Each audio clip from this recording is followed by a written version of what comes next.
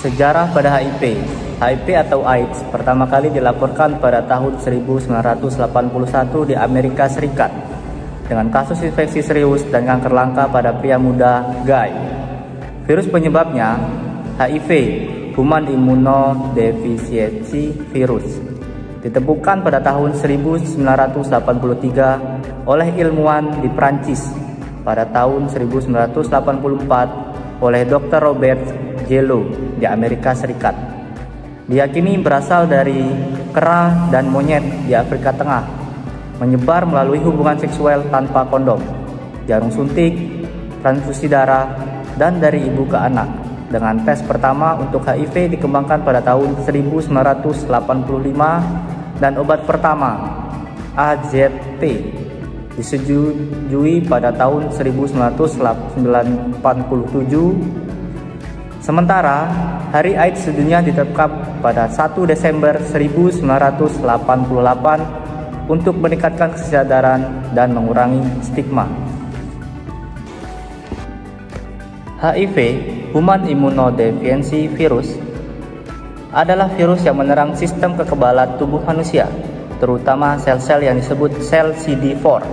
Sel CD4 berperan penting dalam melindungi tubuh dari infeksi. Ketika HIV menginfeksi seseorang, virus tersebut menghancurkan sel CD4 secara bertahap, sehingga tubuh menjadi lebih rentan terhadap berbagai penyakit dan infeksi.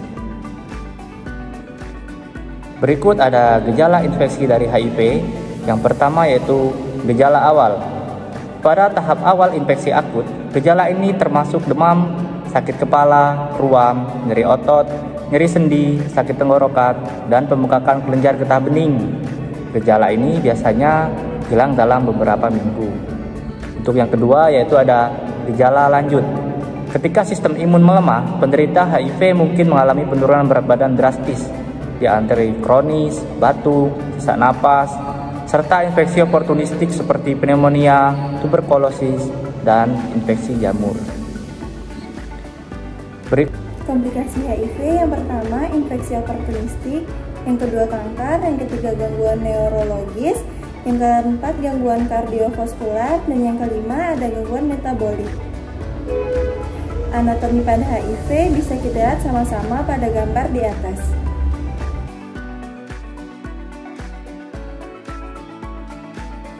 Mekanisme pada HIV, maksudnya HIV. HIV memasuki tubuh melalui cairan tubuh yang terinfeksi, seperti darah, air mani, cairan vagina, dan ASI. Replika virus, setelah masuk ke dalam sel CD4, HIV menggunakan mesin seluler untuk mengaplikasikan dirinya. Virus ini merubah RNA-nya menjadi DNA, dan kemudian terintegrasikan ke sel inang. Setiap kali sel inang menggunakan replikasi, virus juga mengaplikasikan dirinya dan menghasilkan lebih banyak partikel virus. Mekanisme pada HIV. Cara penularan HIV ada 4. Yang pertama, kontak seksual. Yang kedua, transfusi darah. Yang ketiga, dari ibu ke anak. Dan yang terakhir, penggunaan jarum suntik bersamaan. Cara pencegahan HIV di sini ada 4. Yang pertama, profilaksasis prapaparan atau PrEP. Nah, PrEP adalah obat antiretroviral yang diminum oleh orang yang berisiko tinggi tertular HIV untuk mencegah infeksi. Yang kedua ada penggunaan kondom. Menggunakan kondom secara konsisten dan benar dapat mencegah penularan HIV melalui hubungan seksual.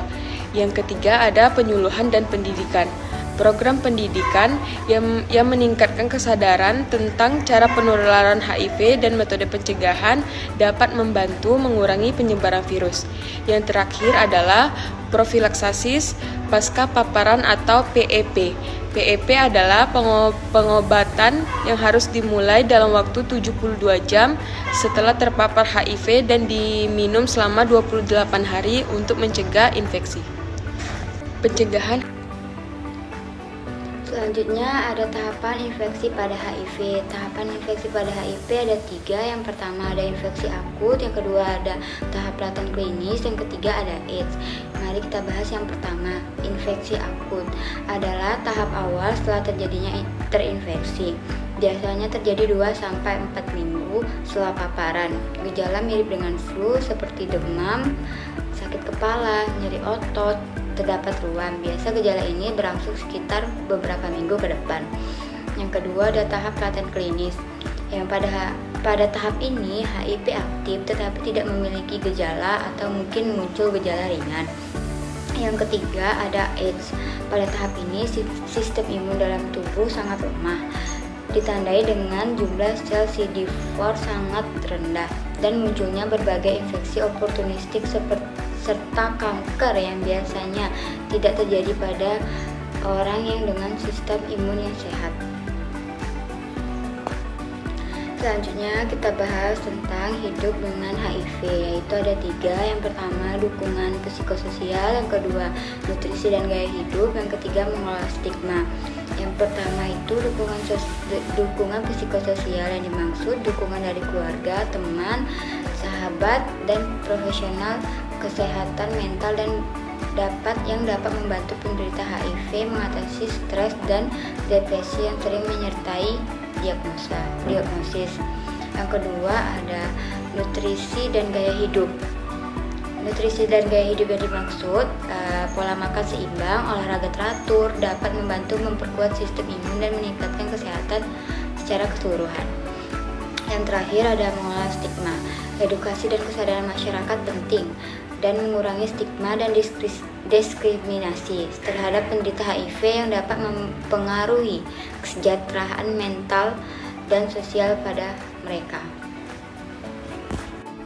Mitos seputar HIV/AIDS. 1. HIV/AIDS itu merupakan penyakit kutukan dari Tuhan. Itu tidak benar karena semua orang bisa tertular melalui orang dewasa, remaja, anak-anak maupun bayi.